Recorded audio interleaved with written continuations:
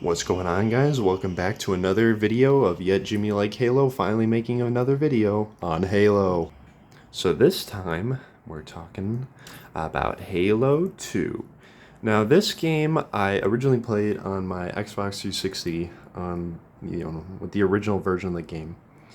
And I didn't really get an Xbox 360 until really late. I'm pretty sure the Xbox One was already out when I got it. And what really, I think I said this in the first video of Halo CE, but my friends playing these games really got me very interested in them. And I think the main reason for it is how different it really is from every franchise. And now I know that sounds weird because it's, at the end of the day, it's still a first person shooter. But everything that Halo 1 revolutionized was even further expanded on in the sequel. Now, in this sequel, this campaign, I would say, is my favorite out of all the Halo games. And the reason for that is even for the time in 2004, right? It was super duper cinematic.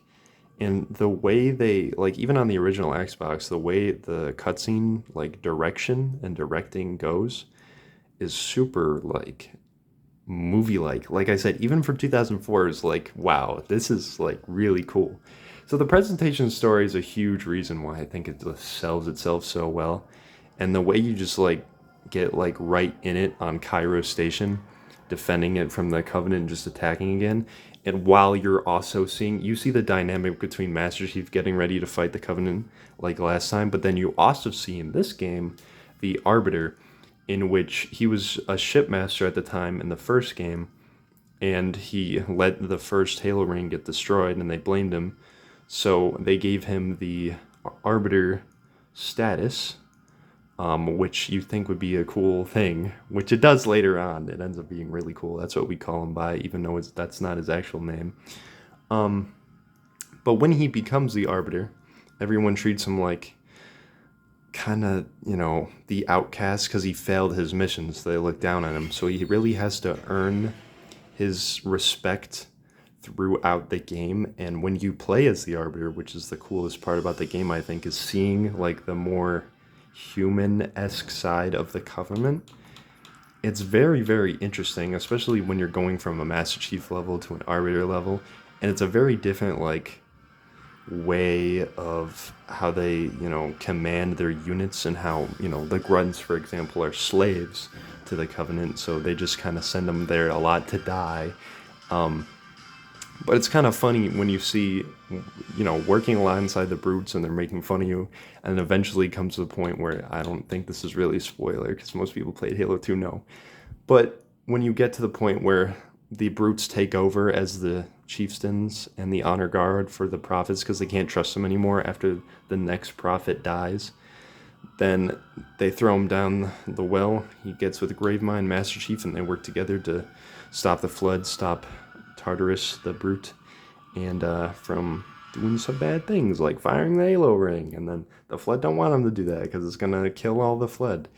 So it's just a whole really cinematic, really cool story, both from a story and gameplay point of view. You can dual wield in this game as well. That was a new feature that I really liked. But mainly the campaign is really what sold this game for me. A lot of people, though, the main reason they loved Halo 2 was not the campaign, even though a lot of people did. It was the multiplayer. And the multiplayer in this game is probably also my favorite. On Halo 2 Anniversary is like Halo 4 art style combined with Halo 2, and it looks really cool to me.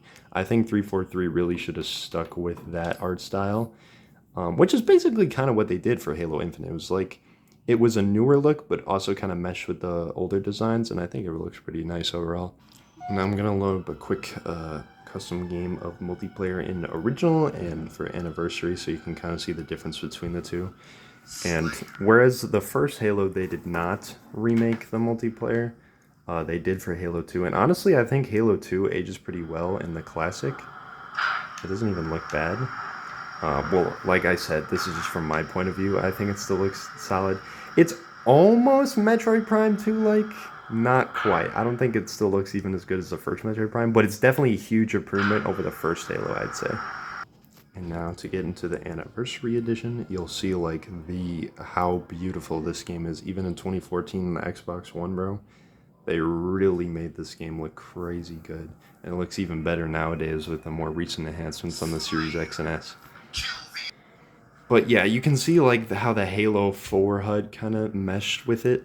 And it looks like, it honestly looks like if Halo 2 was remastered in Halo 4 engine, which is almost what they did. But I think it looks really cool overall. And this is like my preferred way to play Halo 2 multiplayer. But I don't mind Classic at all. But I just think it looks like great how crazy good this looks. Like a 10-year difference makes in visuals is definitely insane to me. But yeah, overall, also in this multiplayer, you can play as elites, which I am, and Spartans on both sides because they started working together by the end of this game. And this game's story also goes into Halo 3 a lot, so I'll talk more about it then as well. Another really good way to see the difference between these two is the cutscenes. You see this in-game rendered one, and then the CG cutscenes done by Blur look insanely good. Like, this is still some of the best cutscenes I've ever seen in a video game to this day. That's how well it's aged. So then you see it transitions to the Arbiter's point of view, and you can see both the original and the remaster there. It looks crazy. But yeah, overall this dynamic between the two main characters with the Covenant and the UNSC, and seeing the dynamic between the two and how they operate and how a victory versus defeat looks, I think is a really cool, like, overall overarching story of this game. This game is the reason that Arbiter's my favorite character in the series, and I think he always will be. But yeah, even in gameplay you can see the difference. So like I said, OG looks honestly still solid to this day, but the remake looks crazy super good. So yeah, overall, this game is my favorite Halo campaign. The multiplayer, I still think I might like Halo Reach multiplayer more. It might be tied with this one, but overall, I'd say this is my favorite Halo game. A lot of people probably agree with me. People love Halo 2. A lot of people like 1, 2, and 3 in Reach. But yeah, that's about all I have to say for this video. Definitely say it's one of my favorite FPS games. Probably next to Metroid Prime, if I'm being honest. I'd say this is my second favorite.